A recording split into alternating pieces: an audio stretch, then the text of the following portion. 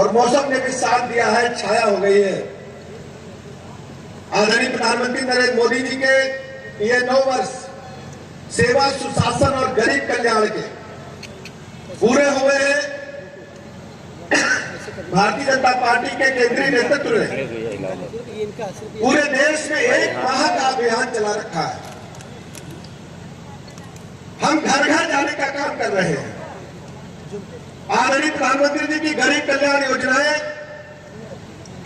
घर घर पहुंचा रहे हैं और महा जनसंपर्क अभियान के तहत गांव, शहर, मोहल्ला, गली गली में चाहे जनसभा हो, चाहे प्रबुद्ध सम्मेलन हो, चाहे व्यापारी सम्मेलन हो, चाहे घर घर जाना हो, इस प्रकार के ढेर सारे कार्यक्रम चल रहे हैं। अभी इस कार्यक्रम के समापन 30 जून के बाद भारतीय जनता पार्टी का नेतृत्व 2024 के चुनाव की तैयारी के लिए जी जान से जुटेगा। दूसरी तरफ विपक्ष को आप देख रहे हैं, समाजवादी पार्टी के लोग तो नई मिसाल में जाकर के बैठक कर रहे हैं। बिहार में भी बड़ी कवायद चल रही है, लेकिन मैं जौनपुर के लोगों से एक बात करना चाहता हूं, क्योंकि प्रबुद्ध लोग हैं और जौनपुर की धरा से जो बात निकलती है वो पूरे प्रदेश और देश में जाने का काम करती है। अयोध्या आपके पास में बहुत दूर नहीं है। समाजवादी पार्टी के लोग नैमिषारण्य में जाकर के अपनी कार्य समिति कर रहे हैं कि चुनाव की यहीं से शुरुआत होगी। इनकी कवायद देख करके एक मन में मेरे बात आती है। हमारे गांव में कहावत कहते हैं कि 100 चूहे खा के बिल्ली हज को चली। समाजवादी पार्टी के लोगों ने जब इनकी सरकार थी, अयोध्या हमारे पास में है, प्रभु राम का भव्य मंदिर बने, अयोध्या की सड़कों पर बड़ी संख्या में कार सेवक इकट्ठा हुए थे। बहुत पुरानी बात नहीं है। निहत्थे लोगों पर, निरपराध लोगों पर यही समाजवादी पार्टी के लोगों की पुलिस के माध्यम से गोलियां चली थी और खून की नदियां अयोध्या के नगर में पुल से लेकर के मंदिर तक पूरा खून ही खून दिख रहा था। यही समाजवादी पार्टी के लोग आज सनातन धर्म की दुआई लेकर नैमिषारण्य में बैठक करने का काम कर रहे हैं। आपके बीच में है तो साफ कह दीजिएगा कि समाजवादी पार्टी के लोगों, तब आपकी बुद्धि कहां गई थी? तब चंद नोटों के खातिर आपने भोले भाले निरपराध कार सेवकों पर गोलियां चलाकर कत्लेआम किया था। हिंदुस्तान की जनता ऐसे लोगों को कभी माफ नहीं करेगी। ये मैं जौनपुर में कहने के लिए आया हूं। समाजवादी पार्टी की सरकार के बारे में आप अच्छी तरह जानते हैं, विरोधी दलों की सरकारों के बारे में आप अच्छी तरह जानते हैं। कांग्रेस पार्टी की सरकार होगी तो भ्रष्टाचार में आकर के डूबी होगी। 2G स्पेक्ट्रम घोटाला, कॉमनवेल्थ घोटाला, सेना के बने भवनों में घोटाला, लगातार घोटाले पर घोटाले होते रहते हैं। समाजवादी पार्टी की सरकार होगी तो सड़क पर गुंडे, माफिया, मवाली, लुच्चे, लफंगे एक एक गाड़ी में 10-10 राइफलें बनकर सड़कों पर निकलेंगे और भोली भाली जनता को प्रताड़ित करने का काम करेंगे। आज मैं दावे के साथ कह सकता हूं, पूरे प्रदेश में एक भी माफिया गिरोह सक्रिय नहीं है।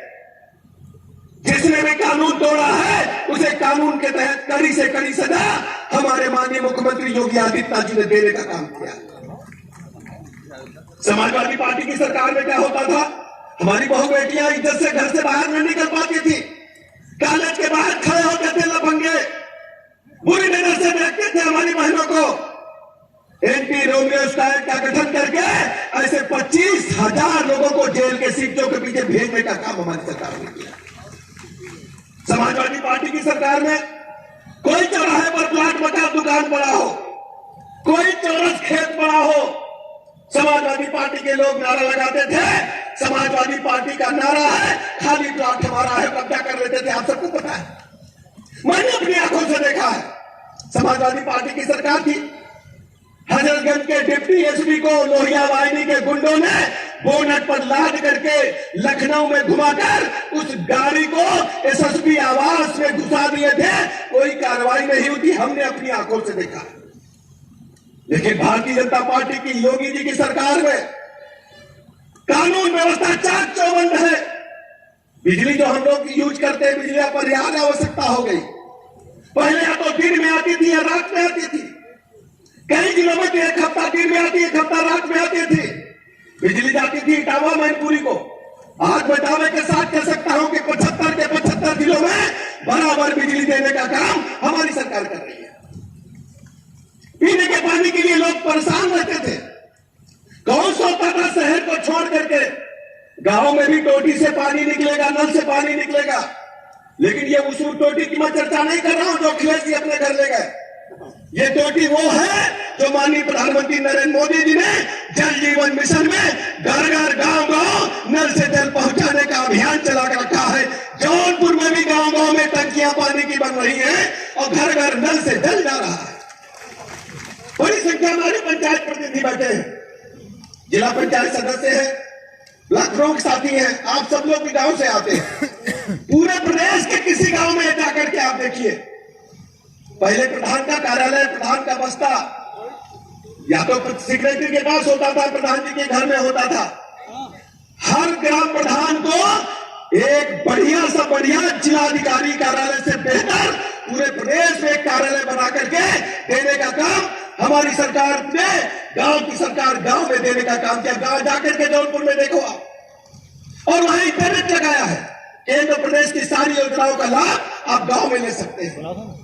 बेसिक शिक्षा के स्कूलों से बच्चे जा रहे थे, पलायन हो रहा था, ड्रॉप आउट हो रहा था।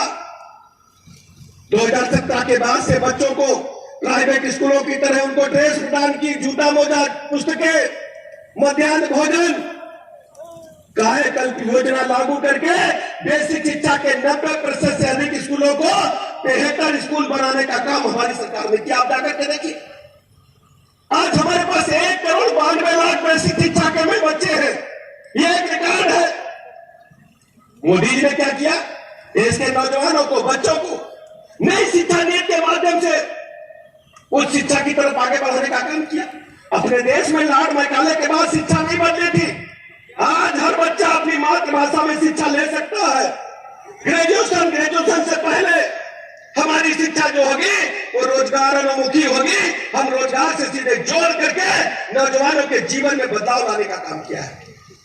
माननीय प्रधानमंत्री जी ने मिशन रोजगार चला रखा है। उत्तर प्रदेश सरकार में माननीय मुख्यमंत्री योगी जी ने आज तक इन 6 वर्षों में 6 लाख से अधिक सरकारी नौकरियां केवल बुद्धि कौशल मेगा के आधार पर बगैर किसी सिफारिश के देने का काम युवाओं को, नौजवानों को किया है। समाजवादी पार्टी के शासनकाल में प्रयागराज में क्या होता था? लोक सेवा आयोग का नाम नौजवानों ने बदल करके एक जाति विशेष का आयोग रखने का काम किया था। आज हम कह सकते हैं कि नौजवानों के साथ कोई नाइंसाफी नहीं है। उनकी बुद्धि कौशल विवेक पारदर्शिता के साथ लोक सेवा आयोग के माध्यम से सरकारी नौकरियां दी जा रही है। वन डिस्ट्रिक्ट वन प्रोडक्ट के माध्यम से बेरोजगार नौजवानों को सीधे रोजगार से जोड़ करके उनके जीवन स्तर को ऊपर उठाने का काम किया जा रहा है। अस्पतालों के बारे में भी हमारे माननीय सांसद जी ने, माननीय विधायक जी ने बताया, हर जिले में मेडिकल कॉलेज बन रहा है, हर जिले में नर्सिंग कॉलेज बनेगा, पैरा मेडिकल स्टाफ के लिए कॉलेज बन रहे हैं। पूरे प्रदेश को नंबर 1 पर लाने के लिए हमारी सरकार काम कर रही है। आज भारत का हालत क्या है? 2014 से पहले जो भारत कहता था कोई सुनता नहीं था। माननीय प्रधानमंत्री जी जब दुनिया के दूसरे देशों में गए, अभी आपने देखा पापुआ न्यू गिनी के प्रधानमंत्री ने तो माननीय प्रधानमंत्री जी के चरण स्पर्श करके आशीर्वाद लेने का काम किया। ऑस्ट्रेलिया के प्रधानमंत्री जी ने कहा Modi is the boss. Biden ने कहा कि मोदी जी का ऑटोग्राफ लेने का मन कर रहा है। मैं कहना चाहता हूं ये मोदी जी का सम्मान नहीं, देश के 140 करोड़ लोगों का सम्मान है। जौनपुर के एक एक माता बहन, बच्चे, नौजवान, बुजुर्ग का सम्मान है। बदल चुका है भारत। भारत की बात भारत जो कहता है सुना जाता है, भारत को गंभीरता के साथ किया जाता है। जिन लोगों ने हमको 200 साल गुलाम रखा, आज उनको पछाड़ करके हम दुनिया की 5वीं बड़ी आर्थिक महाशक्ति बन चुके हैं। इंग्लैंड हमसे पीछे है। 2047 में जब भारत आजादी की 100वीं वर्षगांठ मना रहा होगा, हम तीसरी बड़ी आर्थिक महाशक्ति के रूप में उभरेंगे। ये पूरा भारतवर्ष, पूरी दुनिया इस बात को महसूस कर रही है। भारत बदल चुका है। पहले क्या होता था? अभी गिरीश जी कह रहे थे, मुंबई में आए कसामिया अटैक किया, दर्जनों लोगों को मार के चले गए, 3-4 साल हमारी बिरयानी भी खाए। लेकिन जब पुलवामा में अटैक हुआ, भारत के सेना ने पाकिस्तान को उसके घर में घुस करके 400 आतंकवादियों को, अड्डों को नष्ट करने का काम किया।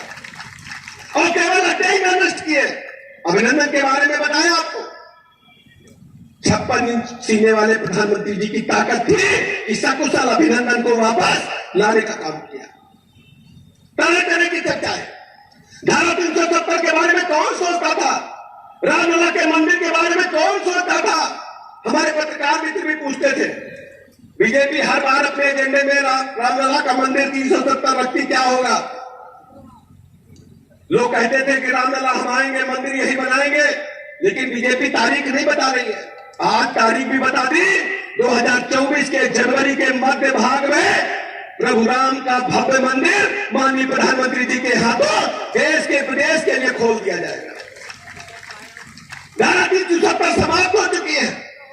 माननीय गृह मंत्री अमित शाह जी ने जब सदन में घोषणा की तो कश्मीरी अलगाववादी नेता कहने लगे कि खून की नदियां बह जाएंगी। लेकिन मैं आभार प्रकट करता हूं माननीय मोदी जी का, माननीय अमित शाह जी का, कि मच्छर के बराबर भी खून नहीं गिरा। देश से 370 पूरी तरह से निष्प्रभावी हो गई।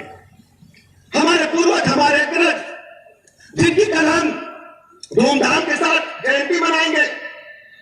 श्यामा प्रसाद मुखर्जी जी ने कहा था कि इस देश में 2 विधान 2 निशान नहीं चलेंगे। आज देश में भारत माता का झंडा जैसे जौनपुर में लहरा रहा है तिरंगा, वैसे कश्मीर की सभी सरकारी भवनों पर तिरंगा लहराने का काम कर रहा है। यह है ताकत बदलता हुआ भारत। इसलिए मैंने जौनपुर के मित्रों आपके बीच में कहने के लिए आया। 2024 में जब लोकसभा का चुनाव हो, भारतीय जनता पार्टी के कमल को एकतरफा वोट मिलना चाहिए, क्योंकि समाजवादी पार्टी के कुकृत्यों से जनता उब चुकी है। समाजवादी पार्टी के भ्रष्टाचार कदाचार से जनता उब चुकी है। मैं अपने यादव समाज के लोगों से कहना चाहता हूं, जब जब सपा सत्ता में आती है तब तक एक परिवार से 18 एमपी एमएलए, ब्लॉक प्रमुख, जिला पंचायत अध्यक्ष होते हैं। यादव बिरादरी का दूसरे परिवार का नंबर नहीं आता है। आपको सोचना होगा और भारत माता के लिए झंडा उठाकर कमल का सबसे आगे चलना होगा। इसलिए मित्रों मैं कहने के लिए आया। इस बार तो स्थानीय निकाय चुनाव में अद्भुत निर्णय हुआ है। 54 सदस्य हमारे अल्पसंख्यक समाज के जीत करके स्थानीय निकाय क्षेत्रों से आए हैं। माननीय प्रधानमंत्री जी ने जो नारा दिया था, सबका साथ, सबका विकास, सबका विश्वास, सबका प्रयास, आज धरातल पर फलीभूत हो रहा है। इसलिए मेरे मित्रों मैं आपसे कहने के लिए आया हूं कि जौनपुर लोकसभा सीट पर कमल का झंडा लेकर के हम सबको चलना है, कमल का बटन दबाना है और सभी विपक्षी दलों की जमानत जब्त कराते हुए कमल को आसमान की बुलंदियों की ओर पहुंचाना है। 2024 में जब माननीय प्रधानमंत्री जी के गले में प्रचंड बहुमत की तीसरी बार सरकार बनेगी, जब उनके गले में एक बड़ा माला डाला जाएगा तो जौनपुर का एक कमल माननीय प्रधानमंत्री जी के गले में जरूर विराजमान होगा। यह भरोसा मैं लेने के लिए आपके बीच में आया। मैं बहुत अधिक समय न लेते हुए आप सबका हृदय से आभार प्रकट करता हूं। भारत माता के, भारत माता के।